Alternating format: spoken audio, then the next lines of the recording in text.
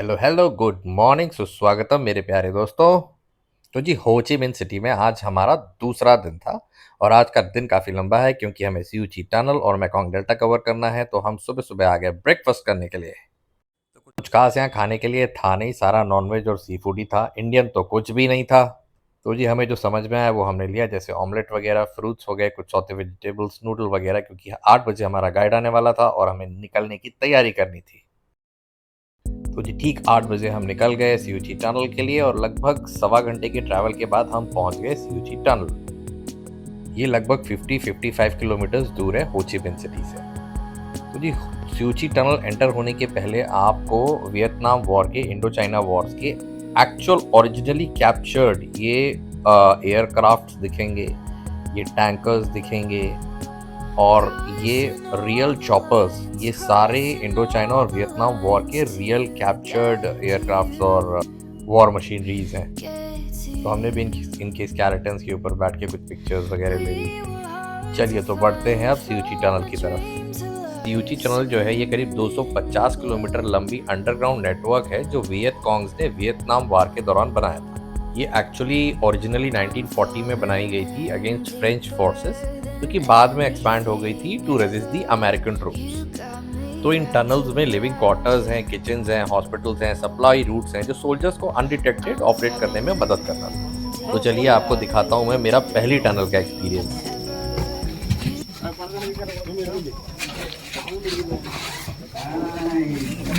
Welcome to the tunnel. Welcome. Nice. See? Welcome to our hotel.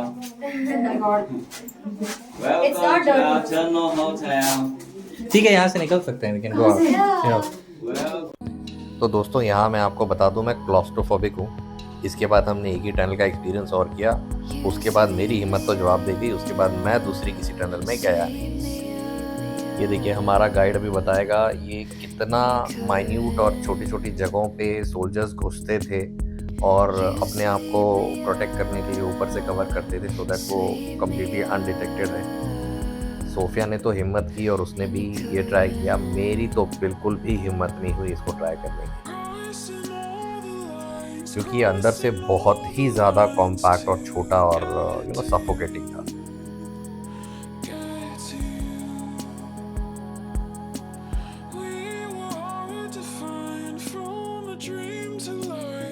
खैर Sophia ने इसे completely पूरा try किया, वो अंदर गई और हम लोगों ने उसे अप्रिशिएट भी किया। ये वो अंडरग्राउंड जगह है जहाँ पे डमीज के थ्रू ये दिखाया था कि इन लोग अंडरग्राउंड कैसे हथियार और बॉम्ब्स वगैरह बनाते थे वियतनामीज लोग। इसके बाद ऑलमोस्ट सियूची टनल का हमारा लगभग टूर कंप्लीट हो गया था। ये लास्ट एरिया था जहाँ पे ट्रैप्स दिखाए गए थे। तो सियूची टनल का पूरा टूर कंप्लीट करने के बाद हमें बढ़ना था अपने लंच के एरिया की तरफ। बहुत ही खूबसूरत रिवर बैंक के पास एक रेस्टोरेंट में हमारा लंच अरेंज था, बट अगेन अनफॉर्चुनेटली पूरा की पूरा खाना वियतनामीज था। अगेन यहाँ पे वेज और नॉनवेज दोनों अरेंजमेंट था, बट लार्जली नॉनवेज ही था। सी फूड, चिकन, मटन वगैरह था, तो ज़्यादा ऑप्शंस हमारे पास थे नहीं थे। एक बड़ी क्यूट जापानी फादर सन की जोड़ी थी जो हमारे ग्रुप में थी, वो हम लोगों को चॉपस्टिक से खाना सिखा रहे थे। बहुत ही क्यूट थे दोनों। तो जो भी हमें समझ आया अगेन हमने लिया चिकन, फिश और मीट रोल्स, थोड़ा बहुत वेजीज, क्योंकि इसके बाद हम लोगों को मेकोंग डेल्टा के लिए भी निकलना था। उसके लिए लगभग 1 घंटे का टाइम और लगना था। तो लगभग 1 घंटे के ट्रैवल के बाद अराउंड 3:30 बजे के आसपास हम पहुँचे मेकोंग डेल्टा। काफ़ी खूबसूरत एंट्री थी इसकी और एक बड़ा सा रेस्टोरेंट एरिया था एंट्री का इसका। थोड़ा आगे बढ़ने के बाद एक जूस या कैफ़े सॉर्ट ऑफ कोई आउटलेट था, वहाँ पे कुछ अजीब से फ्रूट्स देखे हमने। वहाँ पे मेरे को जायंट साइज़ की मौसम्बी दिखी जिसके बड़े बड़े स्लाइसेस थे। बड़े टेम्पटिंग लगे तो हम लोगों ने एक पैकेट ले लिया और ट्राई किया। बहुत ही अमेजिंग फ्रूट लगा मुझे, टैंगी सा था, थोड़ा खट्टा मीठा सा, बट बहुत ही टेस्टी और बहुत ही अमेजिंग था। मुझे लगता नहीं है इंडिया में कहीं मिलता है। वियतनाम आप लोग जाएँ तो इसे ट्राई ज़रूर करिएगा। तो जी उसके बाद हम आगे बढ़ गए अपने मेकोंग डेल्टा के आगे के टूर के लिए। तो ये मेकोंग डेल्टा जो है ये सदर्न वियतनाम में आता है It's basically a beautiful mix of rivers, canals, rice fields and traditional villages. इसको वियतनाम का राइस बाउल भी बोला जाता है and it is full of life with floating markets, fruit orchards and friendly locals. तो हम बैठ गए जी ये जटी सॉर्ट ऑफ बोट में, क्योंकि ये ट्रैवल करके हमें लेके जाने वाली थी उस आइलैंड पे जहाँ पे ये लोकल्स रहते हैं। कुछ हार्बर से 20 से 25 मिनट का कुछ ट्रैवल होता है टू दी आइलैंड। उसके बाद हम आइलैंड पहुंच गए। आइलैंड उतरते से ही एक छोटा सा मार्केट प्लेस आपको दिखाई देगा, जहाँ पे ये लोकल्स जो हैं कोकोनट से और बाकी वहाँ की लोकल चीज़ों से बहुत सारी चीज़ें बनाते हैं। ये हमारा टूरिस्ट गाइड भाई जो है ये तो पूरी शिद्दत के साथ लग गया हमें बताने के लिए कि किस तरीके से कोकोनट से कुकीज़ वगैरह और खाने की चीज़ें और बहुत सारी और चीज़ें बनाते हैं। और एक एक स्टेज हमारे इस टूर गाइड ने हमें करके जाके दिखाई, और उसके बाद इसने हमें वहाँ की लोकल बनी हुई कोकोनट कुकीज़ टेस्ट कराई। ये थी तो काफ़ी फ्रेश और टेस्टी। हमने थोड़ी सी पैक भी करवाई। थोड़ी आगे बढ़ के मैंने देखा वहाँ पे जो लोकल्स हैं ये सांप, बिच्छू और वहाँ के जितने इंसेक्ट्स हैं उनसे काफ़ी सारी मेडिसिन बनाते हैं। खैर हम वहाँ से आगे बढ़ गए और गोल्फ कार्ट से हम लोगों को एक करीब 15 मिनट की ड्राइव के बाद हम लोगों को एक दूसरे डेस्टिनेशन पे जाना था, इंटरनल विलेज एरिया में। तो ये अंदर ही अंदर विलेज रोड से हमको एक ऐसी जगह लेके गए जहाँ पे लोकल्स जो हैं वो अपना म्यूज़िक वगैरह परफॉर्म करते हैं। तो जी हम पहुँच गए उस मार्केट में, और ये अपना जो लोकल परफॉर्मर्स हैं अपना म्यूज़िक परफॉर्म कर रहे थे अपने लोकल इंस्ट्रूमेंट्स के साथ। वहाँ पे टूरिस्ट आते हैं, बैठते हैं, वो उनकी परफॉर्मेंस देखते हैं और पसंद आए तो वो उन लोगों को वहाँ पे टिप वगैरह देते हैं। समझ में तो हमें कुछ नहीं आया, बस हमने खाया पिया थोड़ा वहाँ से और आगे के लिए निकल लिए वहाँ से।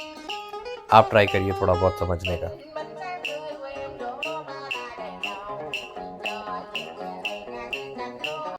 बाद एक बोट राइड होती है जहाँ पे एक 15 से 20 मिनट की ये बोट राइड है जो हमें एक दूसरे डेस्टिनेशन पे लेके जाती है अंदर अंदर। यहाँ पे एक बड़ी मज़ेदार चीज़ हमें हमारे गाइड ने बोली कि इन बोट राइडर्स जो हैं इनको टिप कंपलसरीली देनी होती है। जितने लोग बैठे हैं उस पर पर हेड 10 से 20 डोंग की टिप इन्हें देनी ही पड़ती है, नहीं तो ये नाराज़ हो जाते हैं। खैर मैं तो ये बोलूँगा कि काफ़ी पीसफुल और वाइब्रेंट एक्सपीरियंस था, perfect for anyone who wants to see the authentic charm of Vietnam beyond the big cities. जी उसके बाद हम पहुँचे हैं मेकोंग डेल्टा के हमारे लास्ट डेस्टिनेशन पे, जहाँ पे अगेन लोकल विलेजेस थे। ये कोकोनट से ही काफ़ी सारी चीज़ें बनाते हैं और क्रोकोडाइल स्किन से बहुत सारे प्रोडक्ट्स बना के ये यहाँ पे बेचते हैं।